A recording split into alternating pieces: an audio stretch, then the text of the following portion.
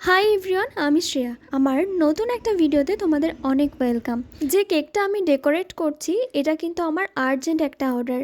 Customer phone করে বলেছিল আমার বিকেলের মধ্যে একটা বেন্টো কেক চাই। কিছুক্ষণ ভাবার পর বললাম না, কেকটা আমি দিতে পারবো। আর কেকটা রেডি করতেও বসে গেলাম। ইনসাইডে ছিল চকলেট ফ্লেভার এবং কাস্টমার আমাকে একটি ফটো পাঠিয়ে বলে কেকটা যেন সেম হয়।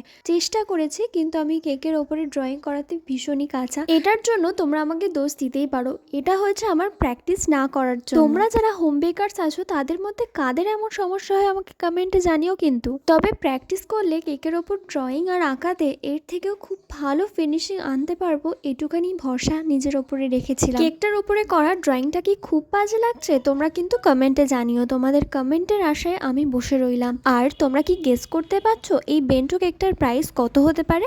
চলো আজকে এর প্রাইসটা তোমাদের জানিয়ে দিচ্ছি। এটা যেহেতু ইনসাইডে চকলেট ফ্লেভার ছিল তাই আমি প্রাইস নিয়ে